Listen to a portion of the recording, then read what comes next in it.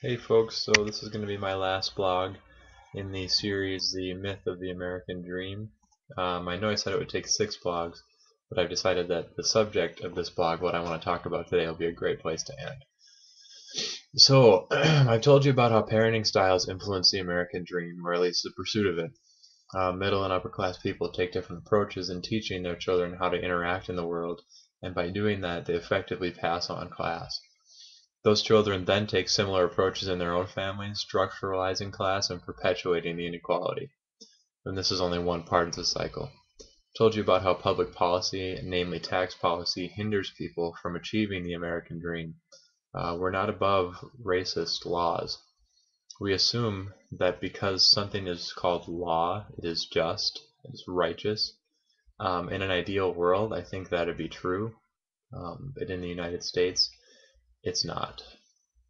Since our creation, we have legislated racism, sexism, and other discriminatory practices. I told you about cocaine sentencing and the feeble-mindedness theory. I talked about the estate tax, capital gains tax.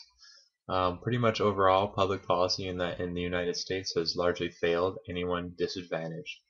Our extensive body of law serves to even further solidify the class or maybe even caste system in the United States. Then I discussed differential access to education. I thought that it was an important piece because college education today is viewed as a sort of a guaranteed door or a stairway to the middle class.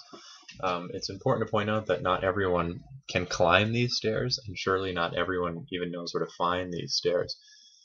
Denying some and allowing others access to this resource keeps some moving ahead while a large group falls further and further behind. If you missed any of those discussions or you're interested, take a look below or on the right side. There should be an American Dream link under the heading Topics. Um, Now, what I want to talk about today, I think, is the most dangerous part of the discussion of inequality in the United States, and that is ideas. Ideas and ideologies, and how they permeate daily life and serve to make concrete once again the separation in the United States. First, when one believes in class in the United States, along with that sort of comes this basic belief that people earn what they get. The people who push the get off your couch and get a job mentality are this philosophy's real proponents. I'm talking about the idea that what you have is precisely what you've earned or didn't earn, regardless of your circumstances. Those who didn't earn enough automatically ask themselves a simple question: why? Why didn't I earn enough? Why don't I have what I believe I should have? Since it's my own fault, the answer is automatic. People are just different. I didn't earn what the guy in the Mercedes has earned because he is made of something different. I'm just not him. I can't be him due to some fundamental difference in our natures. This belief is dangerous because it is not true. There is little natural difference between a homeless man and a CEO. Biologically, they're pretty much equal. They are equal. But when one believes in their own failure, they also automatically believe in the success of others. If you don't get anything else from all this blabbering that I've done on this subject, get this. And this is a quote coming out of this book here. Um, the corollary to blaming oneself for losing at a fair game is believing in the deservingness of the winners. When a person believes it is simply their own fault for losing, they believe that those who made it deserve to have made it. As I have been arguing, however, this is not a fair game we are playing. The game is rigged and the game is tilted. If there's one idea that serves the purpose of structural inequality in the United States, it is that idea.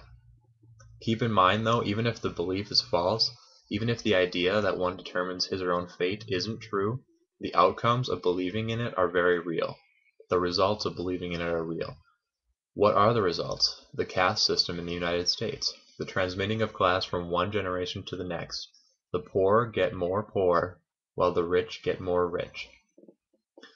The first thing that I always hear when I tell people about my ideas is, but Corey, what about all the people who've made it? What about all the people who started with nothing and got wealthy? Or, I know this one person on welfare who just sits around all day and collects, and they drive a nicer car than I do. First, what do we define as starting with nothing? More importantly, these cases are the extremes. It is sometimes more comfortable for us to talk about extremes because it furthers the idea that people are responsible for their own fates. Yes, people do move up. Yes, people take advantage of social programs. I'm not denying either of those things. I do deny wholeheartedly, however, that upward mobility is equally available to all Americans, that everyone earns what they have, and that everyone can earn as much as they want if they are willing to just work hard enough. I also want to suggest that these ideologies are dangerous. Why? Because when we operate under the belief that this person is rich or this person can't get ahead because of who they are individually, it prevents us from recognizing that we have a problem. I don't mean there's an issue with American work ethic. It's not that people aren't working hard enough or they've gotten lazy. I mean that we are unable to see that on a very large level, we as a society have a problem. It prevents us from seeing the big picture. That class exists, it determines lifestyles, takes away choices, and prevents people from being who they want to be. As a society who values free choice, I think that this is something we should really consider. It puts fault on the individual and not as society as a whole. It's easier to say it's your fault than it is to say it's our fault. We'll fix it. This belief is also not only a myth. I think a better word for it is a con. It cons people into believing that mobility is open to them, that if only they just work a little bit harder, they can achieve anything they want. So they just keep plugging away, making someone else more money and never really reaching the dream they originally set out after. Lastly, I want to say again that it's easy to recognize who benefits most from the rigged game as it is now. Just ask yourself, who fights the hardest to protect it? I want to end on the idea of how much inequality is too much inequality. I'm going to take this again right out of this book. How much inequality is too much inequality? When people have grossly more than they need to live well, and other people are struggling to live well, that is too much inequality. So, now I'm going to put my money where my mouth is.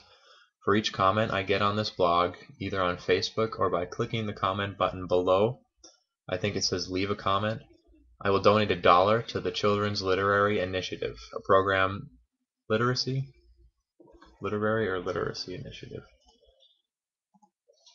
Hold on. That's what I thought. Children's Literacy Initiative.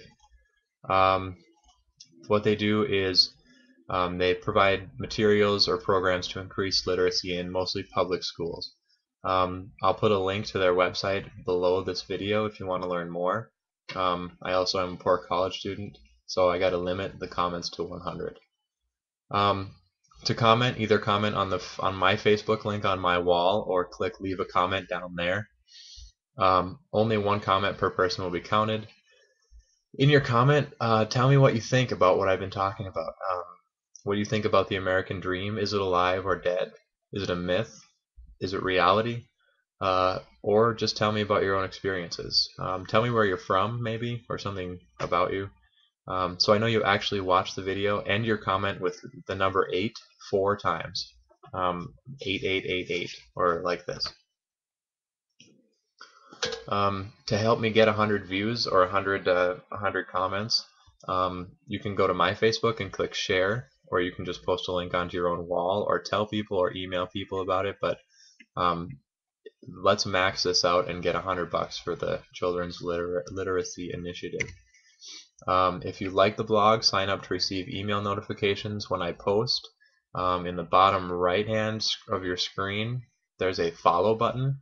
Otherwise, I think you can scroll down and sign up to receive emails when I post. I also plan on posting every Monday, Wednesday, and Friday. Just go to thesameair.com. I appreciate the support that you've given me thus far, and I look forward to continuing to do this. So let's get 100 views. Thanks.